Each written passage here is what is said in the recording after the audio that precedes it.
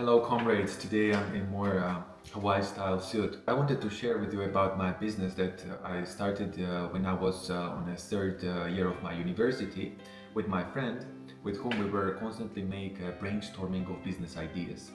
It actually never started, but it still taught me a lot. We had tons of ideas. Some actually worked, and maybe I will share with you in my next videos about them. However, most of them didn't work out. So this is the one that we actually executed, and I will tell you about it step by step, about each difficulty that we had with that business. So the business that we actually executed was related to coffee shop, but not the coffee shop that you may find in the Netherlands, but the coffee shop that was on the wheels. The reason why we tried this business was because we've noticed that coffee has a huge margin, and there's many other people who are interested in starting the business. Margin made a difference. And the idea that came to our mind was to put a coffee cart on the busy traffic line so that persons would be able to grab the coffee on their way to work or to school or to university, not getting out from the car. This business is very common in the Western world, but in my city it was not that common at the moment when I'm talking about. It was maybe around 13 years ago. Then we discovered that in our city there are multiple carts that are trading from the parking slots with different goods like groceries, shawarma and other street foods. And the perk of it is that you pay just $60 a year like a regular car that is parked on a public car spot. And when you are considering the rent amount that you would pay if you were located on a private spot rather than on a public spot, the difference was crazy. So we decided that this was a kind of a loophole and a big possibility for us to make a big margin. Then we had multiple meetings where we were discussing what will be the name, what will be the brand, what we will sell exactly, how it will look like. And I actually had my own experience in designing, painting, etc. And my final idea was to make a giant cup of coffee that would be eye-attracting and interesting for people to come and take this takeaway coffee with them. However, as it used to be with any other business idea, it had its own evolution. And from cup of coffee it turned to a regular cart on the wheels because of the convenience and cheaper price considering the master experience that we found available in Georgia. So the name of the cart was Django. I made a nice design of this cart. Then we attracted our first money from investors, which were our parents, me and my friends' fathers actually, who gave us each $2,500, which were enough to make everything, basically to make it happen. We've regularly been visiting the constructor guys, checking the process, checking the timing.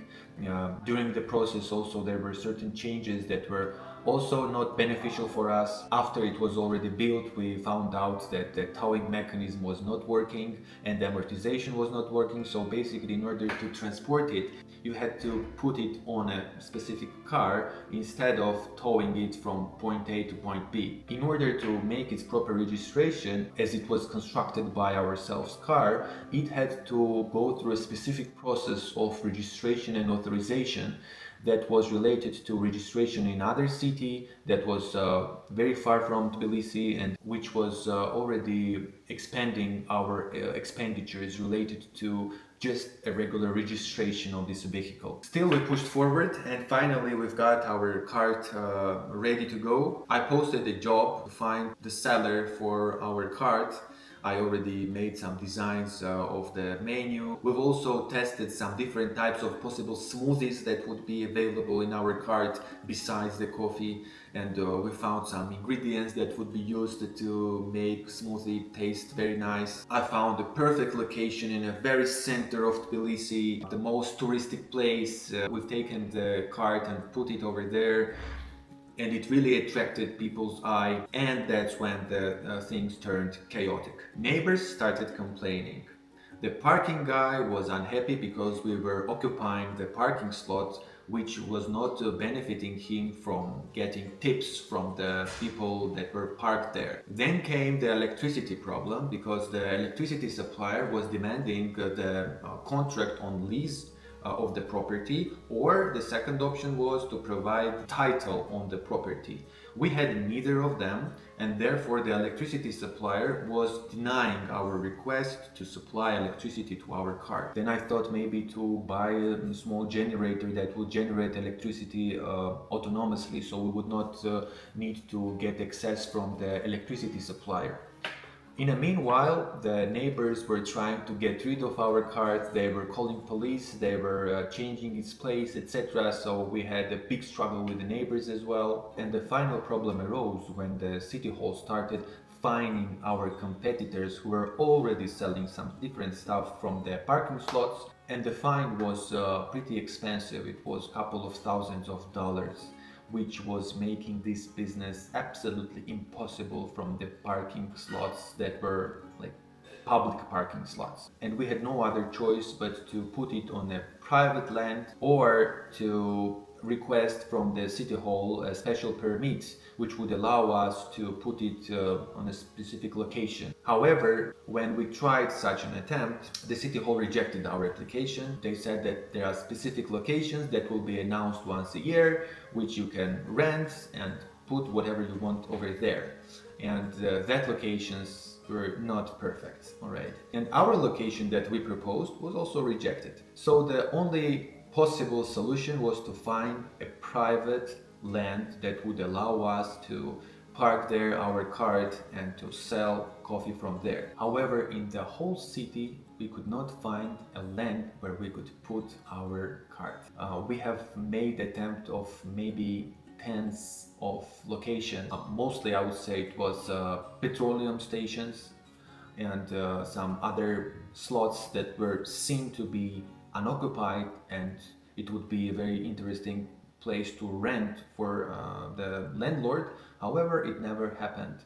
We've made really multiple attempts to put this cart on nice location, but there was no interest from the landlords. Ironically, short after our very nice coffee cart was taken from the place it was put originally, the very same type of concept coffee cart has been placed in other place in Tbilisi near to the petroleum station, and actually with the same name basically.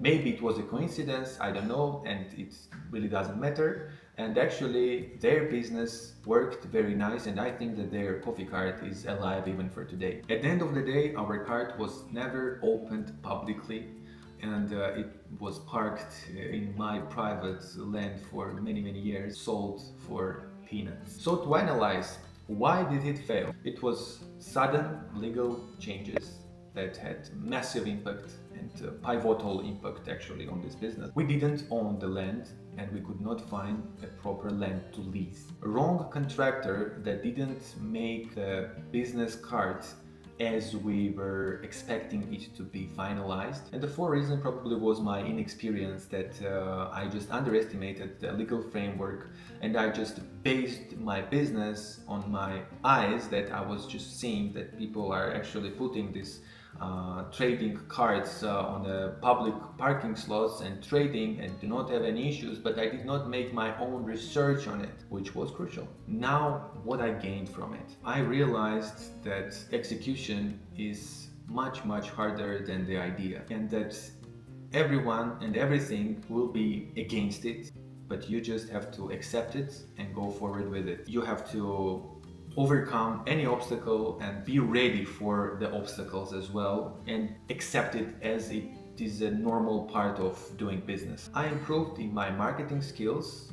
I've made a specific menu, I've made a brand, I've made the name, and in general I've had more sense of creating a brand around some sort of industry. In this case it was a coffee industry. I learned the importance of legal due diligence before entering the business. However, to be frankly honest, I think that even if the legal framework was known to me, there are some unexpected execution of this legal framework, and the law that I'm talking about was actually implemented long before the execution of it. There are some certain cases that are unexpected situations, I would say, in general. The last, my reflection would be that you should not give up. But I'm not saying that you should never give up. because there must be certain rationale behind giving up and non-giving up. When you have already put a lot of effort and when you've done everything to be working, but when the resources that you need to make it working does not worth it to start working, maybe there is a certain point when you should give up. And probably what I would say is it's important to understand when it is time to give up.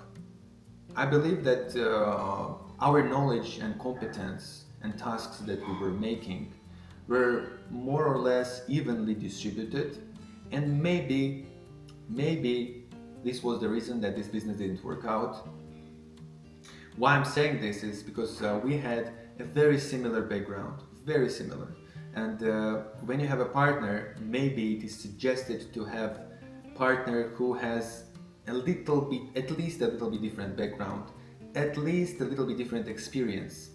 Because when you have both different backgrounds, then you are kind of merging this competence and knowledge and experience together, and it gains a big boost and a big strength to the business. But when you have very similar backgrounds, maybe the multiplier of the success is less than when you have different backgrounds. It's just my thoughts, and I will be glad to get some information and maybe your position and in comments below. So this was my second video related to my failure in business. Probably my next video will be about my success, because it's maybe too much to talk only about failures.